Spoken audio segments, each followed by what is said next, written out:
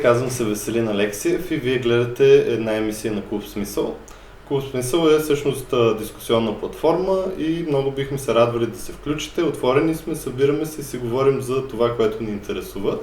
А днес ще си говорим с Кадринка Кадринова. Здравей! И ще си говорим за Южна Америка и по-конкретно за Боливия, тъй като това е един регион, който много рядко се споменава в нашето публично пространство, а пък напоследък срещаме и доста разнопосочни сигнали за случващото се в Боливия. Всъщност какво се случва в Боливия, най-общо казано, последните няколко седмици?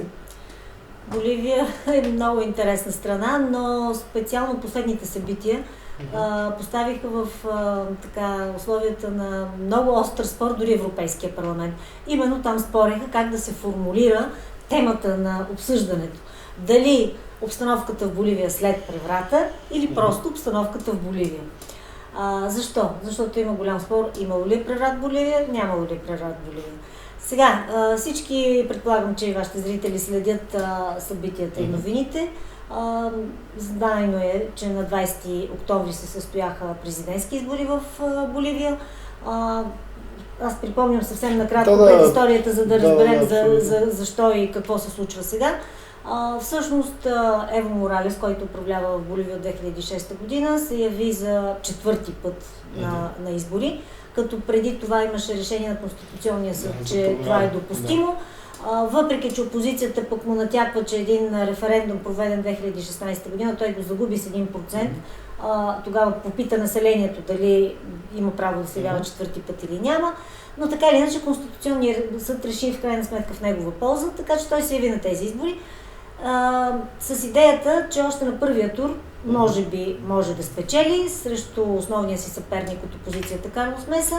Идеята е по боливийска конституция на първия тур може да се спечели от раз, нали? Ако кандидата, който вземе най-много гласове, трябва да вземе най-малко 40% и да има най-малко 10% разлика с следващия, който е по класация.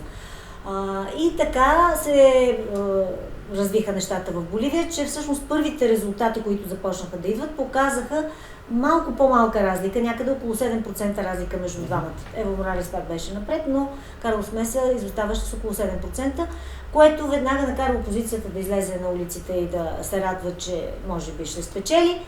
Някак си това се прие като едва ли не решено, но всъщност се забавиха резултатите от селския вод, където Ево Моралес традиционно е силен, тъй като той е фактически с такъв происход. Той е от така наречените кокалерос, производителите на кока, която само да отбележа не е кокаин. Нали? Това е традиционен. Това е традиционен храст, който расте в Андите и всъщност помага. Той е стимулатор наистина, но невиден общо взето на фона на това, което разбира се случва вече при преработката и производството на кокаин. Можем да го сравним с различните видове черен или зелен чай или кафе. Такъв тип е. Точно така. И всъщност исторически това население в Андите на 4000 метра височина, нали? Да не забравяме, че Ла Пас е разположена на 3600 метра, най-високата вода в света. Там се оцелява само като дъвчат по цял ден листата на кока, даже индианците общо много често с топката така цял ден я премятат в бузата си. Или пият чай от кока. Това и туристите го правят, защото не могат да се качат по тези прекрасни върхове, там исторически забележителности да разглеждат, ако не са подсилени. Така, Ево Моралес е кокалеро, той е първия индианец президент на Боливия всъщност, тъй като Боливия е 65% от населението. Повече даже към 70 са, се смятат индианци, като останалите са метиси общо. Всеки има някакъв индианец в рода си, мисля, че това за цяла Латинска Америка важи. Но от Боливия, действително е една така с много висок процент на индианско население. Той е от общността Аймара, тъй като те са две основните общности. Другата е Кечуа, която е в Перу е много разпространена. Сега, като споменавам кокалеросите, и до ден днешен, това е всъщност една основна форма на прехрана на много голяма част от населението и много силна подкрепа той има в този социален сектор, естествено. Повечето са индианци в тази. Това е селското стопанство, реално, основното селско стопанство на Боливия. Докато дойдат резултатите всъщност от тези райони, където живеят тези хора, където той е популярен, фигурираше тази разлика от около 7%. След като дойдоха, имаше там едно забавяне в преброяването, прекъсване дори, за което опозицията обвини властите, че нещо са манипулирали. Те обясниха, че това прекъсване е настъпило именно защото не са дошли резултатите от селския вод. Когато те дойдоха и се оказа, че Ево Моралес има разлика от около 10% и 55 стотни от втория след него Карлос Меса. Тогава вече настъпиха тези големи вълнения, обвиниха го в властите въобще, нали, лично Ево Моралес, че е наредил някакви измами. Много така непочтена роля изигра тук Организацията на американските държави, която имаше свои наблюдатели по време на процеса и първоначално наблюдателите твърдяха, че всичко е много чисто, няма измами, нищо не са установили. Докато в един момент се започна вече друг прочит и друг разказ за историята, че да, сигурно има някакви злоупотреби, че е по-добре все пак да се стигне до втори тур, до гласуване на втори тур. Официалните резултати, когато дойдоха, Ево Моралес беше категоричен, че няма измами и предложи, тук трябва да отбележа и да наблегна за това, тъй като има много спекулации, че опозицията е поискала Организацията на американските държави да изпрати одит, нали, специална група за наблюдатели в случая. Второ вече наблюдение, не самия изборен процес, а ревизия на вод. Не, всъщност Ево Моралес и неговия външен министр бяха тези, които инициираха и поканиха специално тази организация, която, нали, така общо спекулативно започна да коментира изборите, без да има никакви факти, върху които да стъпи, да дойде да брои бюлетина по бюлетина и да провери дали има някакви нарушения.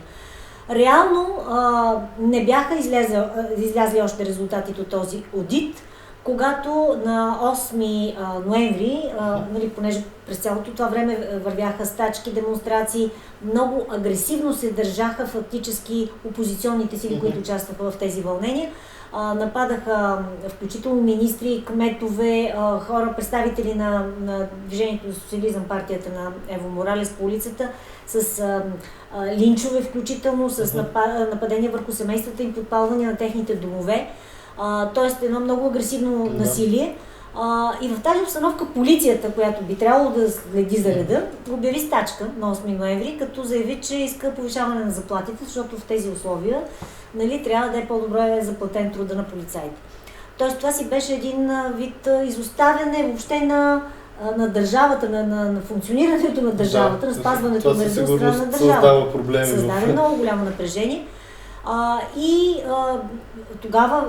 Тогава се намеси отново Организацията на американските държави, която предложи, въпреки че няма още ясност от резултатите на одита, все пак да бъдат проведени, не просто да бъде проведен втори тур, да бъдат проведени изцяло на ново президентски избори.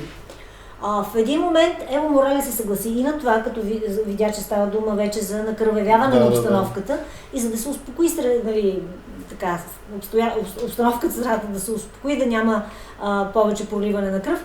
На 10 ноември той дори обяви, че е готов да се проведат изцяло на ново президентски избори, дори с опцията да не се явява на тези избори. И същия този ден, той обяви това сутринта, същия този ден при вечер шефа на въоръжените сили вече на армията, който се смяташе до тогава за негов приятел, поне така беше в коментарите в медиите в Боливия, го прикани да подаде оставка, за да настъпи успокоение. Междувременно вече бяха излезли резултатите на аудита на Организацията на американските държави, от които личеше, че фактически в 0,22 от случаите са установени някакви нарушения, което е абсолютно не би могло да промени резултатите на гласуването. Става дума за изборни секции. Ако става въпрос за 10% в случая, Значи много по-малко от 10% има някакви нарушения по изборните секции. Така, и въпреки това натиска беше Ево Моралес да подаде оставка. Много хора сега го критикуват от неговите собствени симпатизанти, защо я подаде. Но той я подаде именно от чувство за отговорност, държавническа отговорност, че той не иска да става причина. Пак трябва тук да се върнем към индианското съзнание. Защото тези общности индиански, те са страдали прекалено много в продължение на всичките тези години, векове, когато винаги са били първите репресирани, първите смазани, първите избити.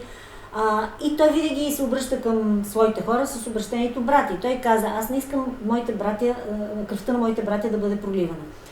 и той се оттегли, за да не предизвиква кръвопролитие. Сега по-нататък стана ясно вече в детайли, когато се разбра колко трудно той напусна Боливия, защото той прие политическо бежище, което му предложи доколкото разбираме, Мексико. и самия полет е бил блокиран Точно и от съседни държави, от самата армия, ако не се лъжа. Значи първо, то беше много, много драматична цялата история, защото Мексико му праща военен самолет, за който получава въздушен коридор през Перу, за да касне в Боливия.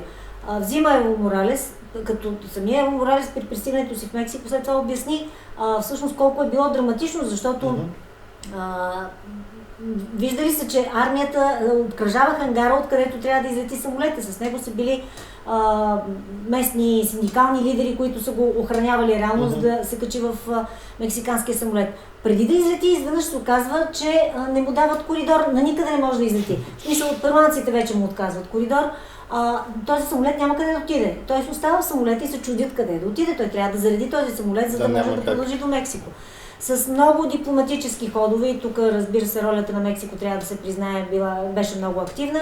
Още Мексико е страна, която има традиция в предоставянето на политическо убежище в страни съседни, които, за съжаление, исторически са страдали много от преврати и от такива Боливия страшни всъщност неща. почти цялата история на преврати. Точно така, за малко над 200 години независимо, 194 преврата.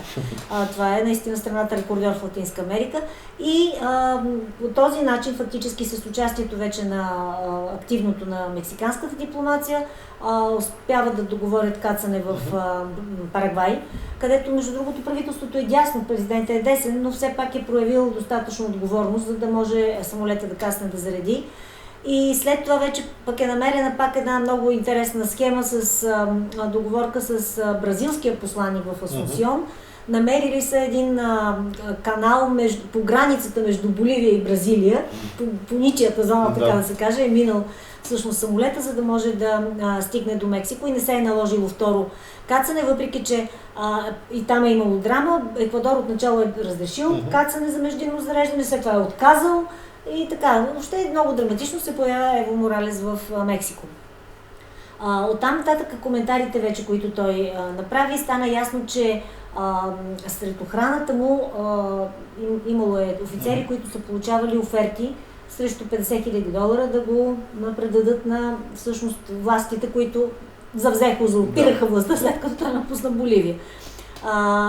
Пък сред това с временно правителство, което се сформира. Да, също времено има временно правителство в То се сформира Боливия. Абсолютно така, неговата легитимност е под много голям въпрос.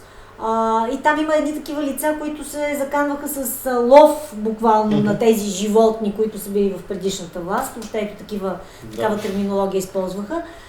Сега за временна президентка се самопредложи една от заместник-председателките на Сената. Сега трябва, разбира се, да си има предвид, че когато Ево Моралес обяви оставката си, оставка подаде неговия вице-президент. Да, щях да попитам за конституционния ред на заместване. Както в повечето страни, вице-президент е първия, след това председателя на Сената, след това председателя на Камарата на депутатите.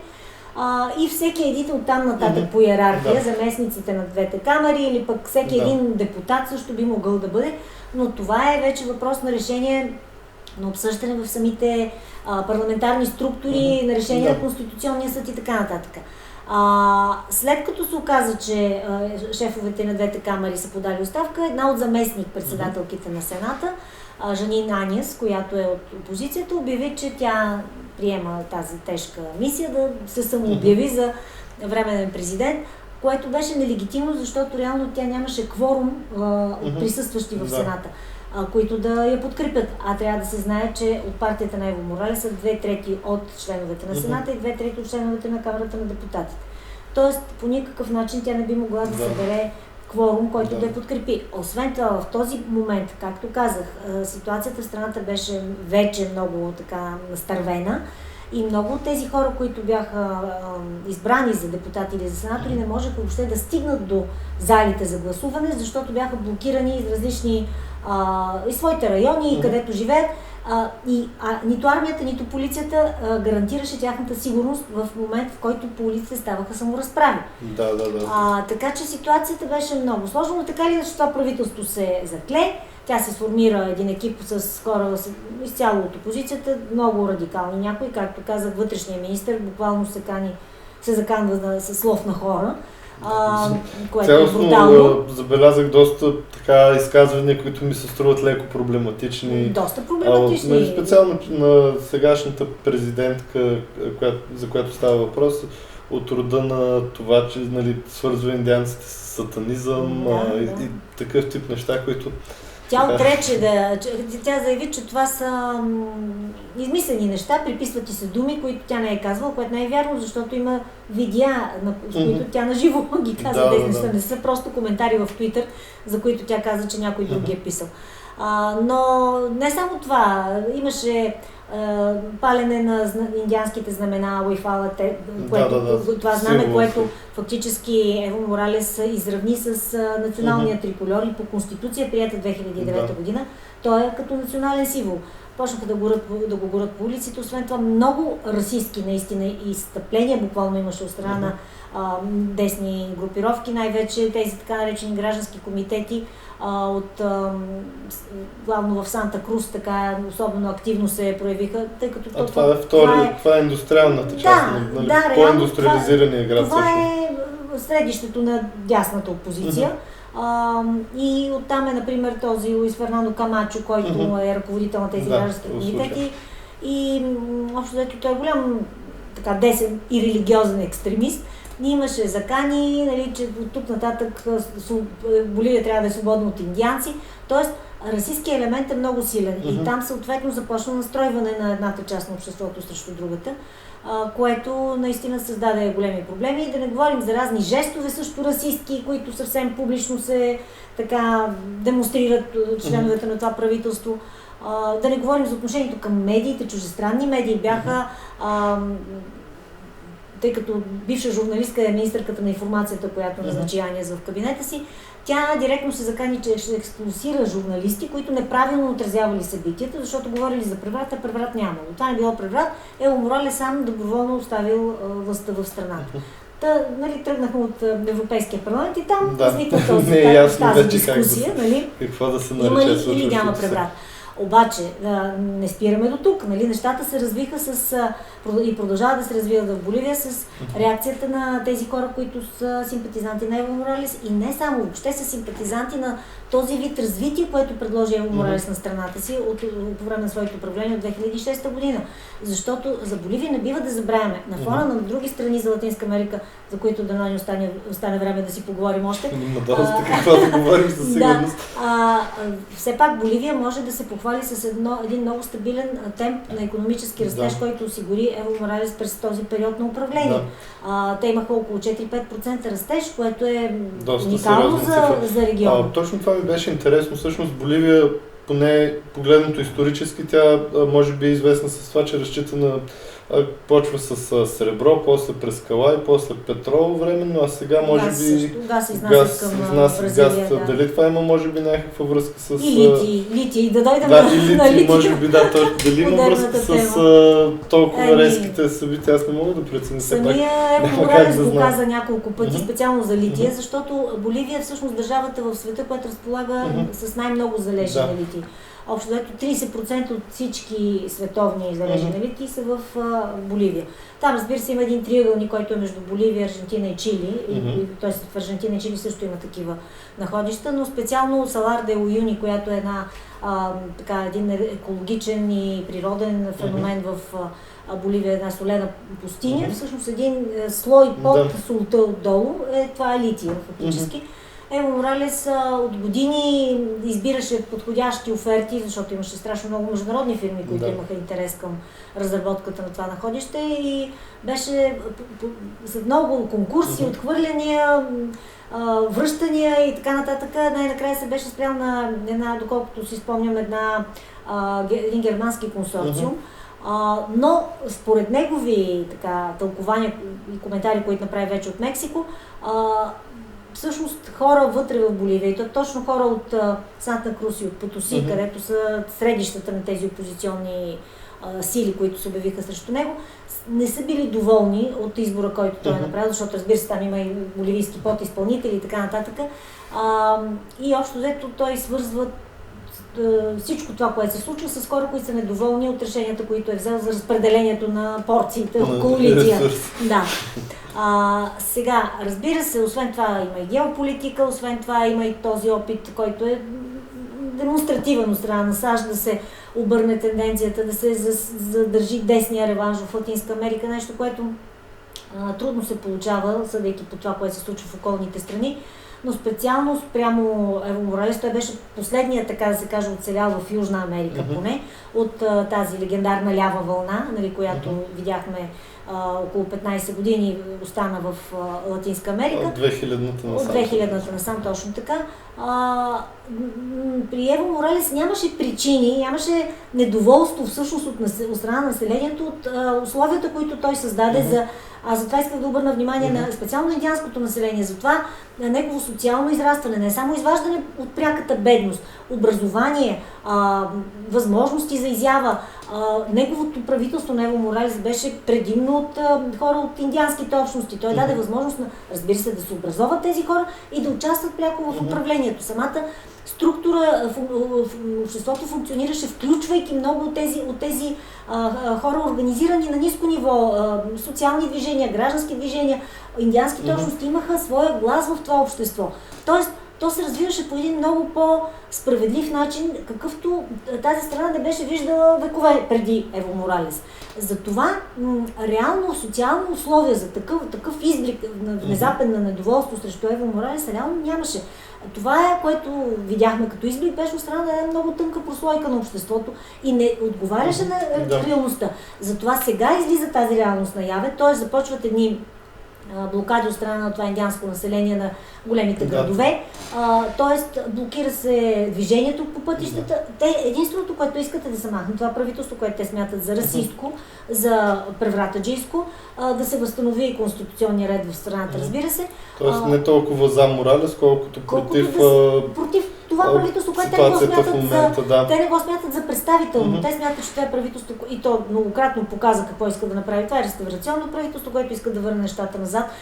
Включително аз виждам репортажи, които пълни са в социалните мрежи. Да, много интересно как се отразява всичко случващо. То затова ни стана интересно и решихме да седнем да си поговорим. Аз искам да кажа, че всъщност неформалните медии, нали, тези, как да кажа, самодейните медии са много по-достоверни в случая това, което се вижда в социалните мрежи като любителски записи. Аз гледах едно младо момиче, една индианка, която казва: какво искат тези хора, които сега са в пас? Искат да ни върнат 17 век ли? Защо ни връщат към кръста и меча? Защото, нали, действително конкистадорите на времето с кръст и меч, а тази госпожа Аниес влезе в стария президентски дворец, защото Ево Моралес направи нов с индиански символи от него. Тя влезе в стария, размахвайки високо на главата си Библията. Общо взето едни такива религиозни символи, действително, които са от една друга епоха. Въобще в един съвременен свят не можеш да делиш обществото по този начин. Това е много сериозно вътрешно противопоставяне и няма лесно да се реши този конфликт. Защо? Сега, вътре в партийната, институционалната структура може да се намерят всякакви варианти. Примерно, движението към социализъм на Ево Моралес, неговата партия, възстанови реално своя контрол на двете камери на парламента. Събраха се, избраха си ново ръководство. Там има неразбирателство и непризнаване между различните форми на властта. Примерно, правителството не признава легитимния избор на Сената, Сената не признава легитимността на правителството. Аз всъщност, може би вчера точно казах, или онзи ден беше, или вчера, поне по CNN, гледах, че има някакво разбиране за избори, които обаче в случая Ево Моралес и неговите поддръжници не признават, докато също така пак част от същото движение май са готови да се явят на избори, не е съвсем ясно. Сега, Ево Моралес многократно и постоянно повтаря, че трябва да има диалог. Всъщност той подкрепя диалога. Диалога се води с посредничеството на папата, т.е. на църквата.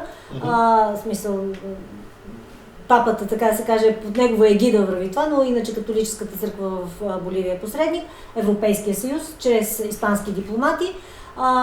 и Организацията на американски държави пак е там, разбира се.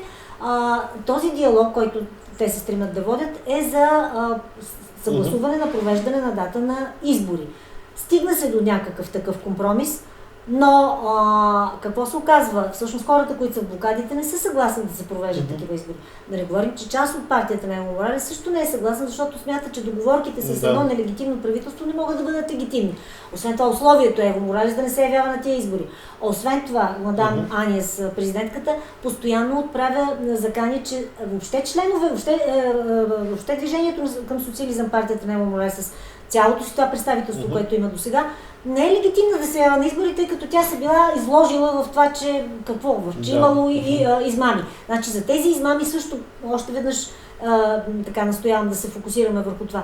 Прие се, че вече е имало измами, ама никъде не излезе документ, обективен, неутрален, че някъде нещо е имало нарушение в изборите. Но говоренето, информационното говорене също е такова. Именно за това аз малко се отклоних, когато говорихме за чуждестранните кореспонденти. Когато кореспондентите на Аржентина, нали, една страна, където все още там се състояха избори и през декември ще има вече нов президент, който на 10 декември трябва да стъпи в длъжност, ляв перонист, но все още там управлява десния Макри. Всички кореспонденти от Аржентина бяха изгонени от Боливия, защото не отразяват добре събитията и говорят за преврат.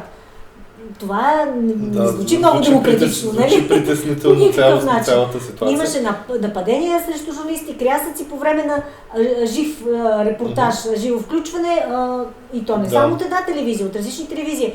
Кореспондентката на Ал Джазира беше отгазена от полицай в момента, в който предава... Наистина много е притеснително положението. Дали все пак може да извлечем като заключение някакво обобщаване на случващото се в Боливия? Може би то има доста общо и с случващото се в Чили в момента, случващото се в Колумбия и също много различни разлики, също така може би. Различна е обстановката и Чили и Колумбия е съвсем различна обстановката и причините са различни. Като цяло Латинска Америка е в момента много динамична и има много дълбоки процеси. Активно участва, осъзнато участва обществото, народа. Нека да смело да си използваме думата народ, която беше така доста дезавуирана в последните години у нас, но да, народа е осъзнат и съвсем съзнателно иска правата си. В това отношение можем да говорим, наблюдаваме такива процеси в Чили и в Колумбия, които са много важни, може би заслужават отделен анализ. Ако сега ще говорим за Боливия е много важно наистина това, което виждаме като участие на индианците, като позиция, много осъзната. Сега трябва задължително също да обърне внимание на много жестоките репресии, с които отговори това правителство, срещу хората, които излязаха мирно да искат да се възстанови конституционния ред в страната. Хора, които носеха ковчезите на своите убити от това правителство, от полицията хвърлена от това правителство срещу тях, стреляйки с огнестрелно бойно оръжие срещу демонстрантите. Погребения бяха разстрелвани. Ние такива неща сме виждали, за съжаление, в Близкия изток, в Газа, нали? Ето сега виждаме в Боливия. Това е чудовищно. И докато тези неща не се виждат, Европейския парламент спори има ли преврат или няма преврат в Боливия, там няма нещата да се успокоят. И аз се притеснявам, че както Ево Моралес напусна, за да няма окървавяване, всъщност вече виждаме окървавяване в тази страна и то окървавяване ожесточено от едни такива амбиции да се промени на сила тенденцията в развитието на тази страна. Това е обезпокоително. Много ти благодаря. Всъщност ние ще продължаваме да следим темата и бихме се радвали да продължим този разговор, тъй като е безкрайно интересен. Но на този етап мисля, че това беше много полезно като начало на дискусията по темата, тъй като наистина Южна Америка е страшно динамично място и постоянно се случват, може би, големи промени. И ти благодаря много, че се съгласи да се включиш с удоволствие. Наистина си запазвам правото да говорим отделно за Чили и отделно за Колумбия, защото има много какво да се разкаже. Това лесно може да се уреди. Много ви благодарим, че ни гледахте и можете да се включите с предложения за дискусии, с предложения за интервюта. Изобщо вашите позиции са добре дошли в нашето скромно студио и благодаря, че ни гледахте.